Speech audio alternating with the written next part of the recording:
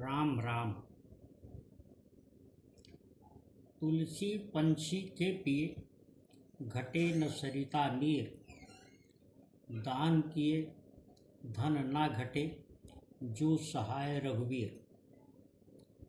गोस्वामी तुलसीदास जी के द्वारा रचित इस दोहे का निहितार्थ स्वयमेव स्पष्ट है। इसका अभिप्राय यहाँ यह है कि हम हमेशा यह ध्यान रखें कि दान किसी भी प्रकार का हो वह हमेशा पुण्यदायक होता है और कोष में वृद्धि करता जाता है। हमारे धर्मशास्त्रों में जिन अन्य प्रकार के महान दान की बात की गई है वो एक अलग बात है।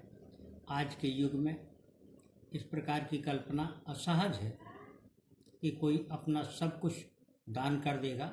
यह जीवन जीने का है और जीवन के लिए स्वयं के पास भी उपक्रम, साधन और अपना अध्यवसाय के साथ एक सुनिश्चित उद्यम होना चाहिए।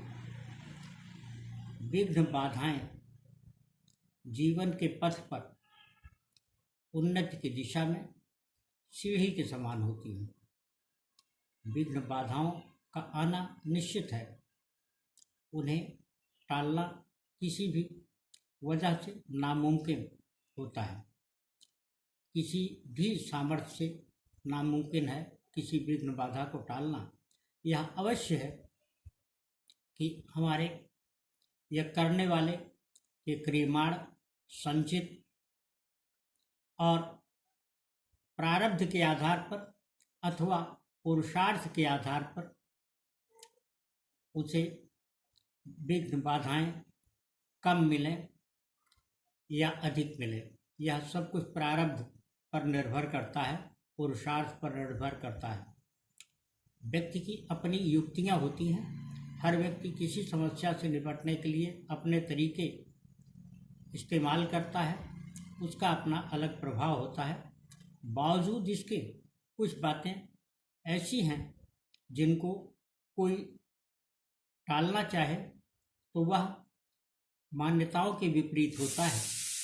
यद्यपि कतिपय लोगों का ये भी कहना है कि मान्यताओं के विपरीत जो कार्य किए जाते हैं वह कभी कभी अलौकिक परिणाम प्रदान करते हैं।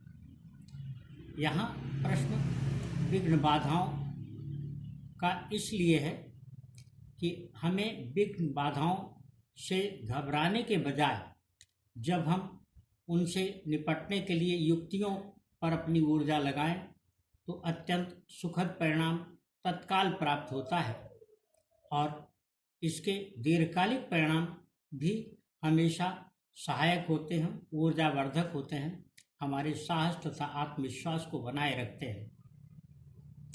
कभी दूसरों की सहायता करके तो देखिए, यह निश्चित जानिए कि उसका एक सर्वाधिक सकारात्मक परिणाम यह होता है कि हमें सुख यानी आत्म सुख तत्काल प्राप्त होता है और वह जब किसी प्रकार के प्रचार या किसी प्रकार की आकांक्षा से मुक्त होता है तो उसके सुख का वर्णन असंभव है। वह सुख अद्वितीय होता है, उसकी कोई मिसाल या उसका कोई सानी नहीं है। ठीक इसी प्रकार से यह देखने की आवश्यकता है कि उद्यम जीवन के लिए बहुत आवश्यक है।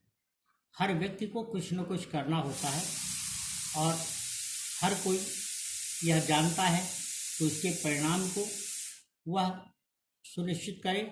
इसके बजाय परिणाम किसी और पर निर्भर करता है, किंतु व्यक्ति अनायास ही उस पर अपनी ऊर्जा व्यय करता है, परिणाम को अपने तरीके से साधना चाहता है।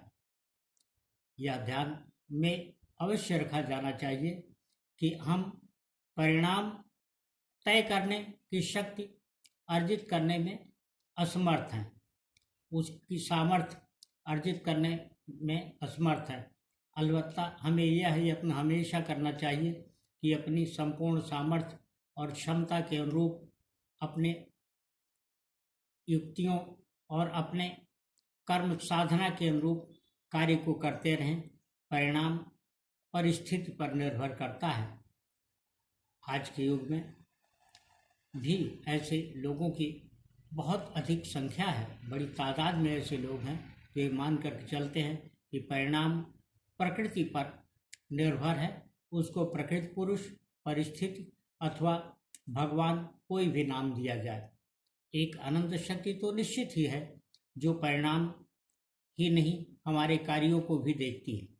और इसे अगर ध्यान में रखें तो हमेशा ही पाएंगे कि हम अपने कार्य को सुचारू तरीके से, सहज तरीके से, सुगमता पूर्वक आगे ले जाने के लिए सदियों प्रयत्नशील रहेंगे। एक और बात यह है कि हर किसी को उद्यम करना होता है।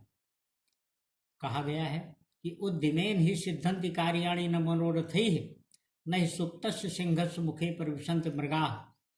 सोते हुए शेर के मुंह में भी जो उसका आहार है, भोजन है, वह स्वयमेव नहीं पहुंचता, बल्कि उसे भी इसके लिए श्रम करना होता है, शिकार करना होता है, आखेट करना होता है। और उसका वह आखेट, वह शिकार ही उसकी युक्ति है, उसका कर्म है। कर्म के प्रभाव को सुनिश्चित कर पाना मनुष्य के बस की बात नहीं है। कर्म का प्रभाव, जैसा कि मैंने पहले कहा, हमेशा इस बात पर निर्भर करता है कि मनुष्य का अपना प्रारब्ध क्या है। यह अवश्य है कि अनेक लोग ऐसे हैं जो पुनर्जन्म में विश्वास नहीं रखते। उनका ये मानना है कि मनुष्य जन्म एक ही बार मिला है।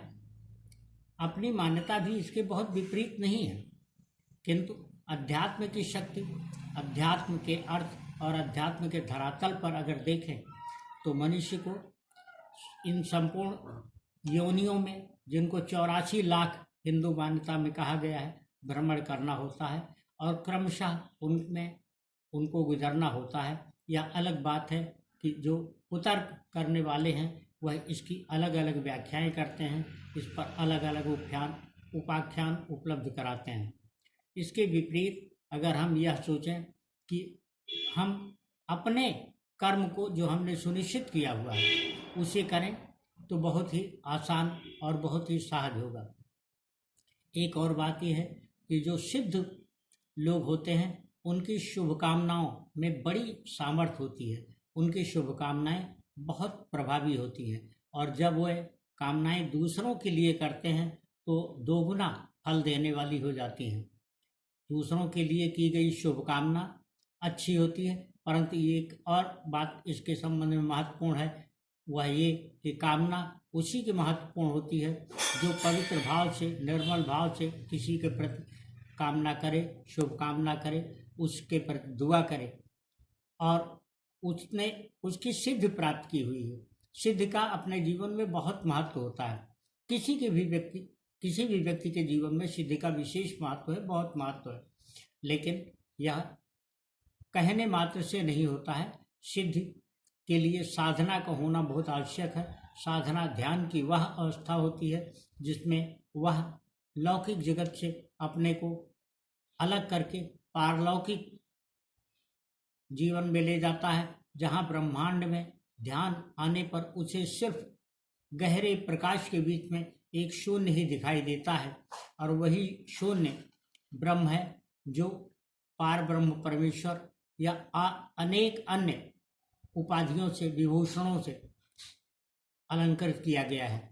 वह दुनिया का कर्ता है, समस्त सृष्टि का स्वामी है और उसी पर निर्भर करता है। हम अपने जीवन में भी देखें, कई बार ऐसा होता है कि हम बहुत सारी अनुकूल परिस्थितियों में भी बहुत सारे अच्छे कार्य करते हैं, लेकिन परिणाम हमेशा उसके उलट होता है। ठीक इसी प्रकार से किसी भी सिद्धि या सिद्ध पुरुष के द्वारा की गई कामना का प्रतिफल या उसका आशीष अर्जित करने वाले व्यक्ति का भी सुपात्र होना आवश्यक है।